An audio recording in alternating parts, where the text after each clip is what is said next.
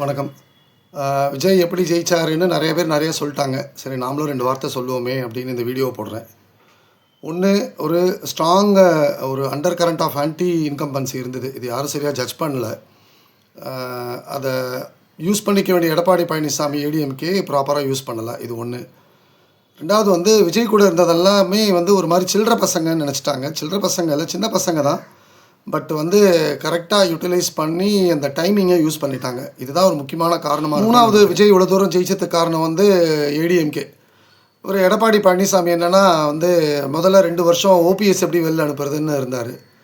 அப்புறம் 1 வருஷம் எங்கே போனாருன்னு தெரில. அப்புறம் அண்ணாமலை எப்படி சைட்லைன் பண்ணலாம், அலையன்ஸ் ஃபார்ம் பண்ணோன்னு அப்படிங்கிறதுலேயே அவர் கவனம் பூரா இருந்தது.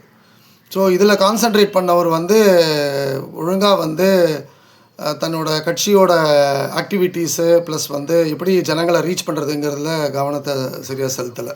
இது எல்லாத்துக்கும் மேலே பார்த்திங்கன்னா எடப்பாடி பழனிசாமி என்னன்னா அவரை தன்னை ஒரு எம்ஜிஆராகவும் ஜெயலலிதாவும் கற்பனை பண்ணிட்டாருன்னு நினைக்கிறேன்.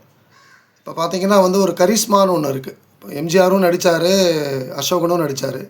ஸோ எம்ஜிஆருக்கு ஒரு கரிஸ்மா இருந்தது, அசோகன்லாம் நம்ம ரெக்கக்னைஸ் கூட பண்ண முடியாது. ஸோ இவர் என்ன நினச்சிட்டாரு, சும்மா ஜஸ்ட் ஒரு 6 மாதத்துக்கு முன்னாடி அப்படியே கையை காமிச்சா போகிறோம், ரெட்டாலைக்கு எல்லாமே ஓட்டு போட்டுருவாங்கன்னு நினச்சாரு. பட் அந்த கரிஸ்மாட்டிக் லீடர்ஸ் இருந்த காலம்லாம் போயிடுச்சு. இனிமேல் அவங்க ஹார்ட் ஒர்க் பண்ணி உழைச்சி ரீச் பண்ணால் தான் எல்லாரையும் இந்த அளவு அது ஓட்டாக கன்வெர்ட் ஆகுன்றது இவர் ரியலைஸ் பண்ணணும். சும்மா உட்காந்துட்டே அப்படியே எல்லா ரெட்டாலைக்கு போட்டுருவாங்கன்றது ஒரு கனவு கண்டார். ஒரு பெரிய ஹியூஜ் ஆன்டி இன்கம்பன்சி ஃபேக்டர் இருந்தது. அது டிஎம்கே ரியலைஸ் பண்ணல. கரெக்ட் டைமில் விஜய் உள்ளே வந்தார்.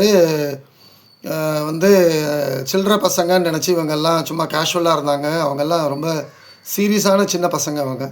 ஸோ அதெல்லாமே ஓட்டாக கன்வெர்ட் ஆச்சு. அண்ணாமலை ஒரு மாதிரி கன்சாலிடேட் பண்ணி ஏடிஎம்கே டிஎம்கே அகைன்ஸ்டாக ஓட்ஸ் எல்லாம் கன்சாலிடேட் பண்ணி கொண்டு வந்துட்டு இருந்தார். அந்த ஓட்டெல்லாம் அப்படியே இப்போ விஜய்க்கு போயிடுச்சுங்கிறது என்னோடய கருத்து.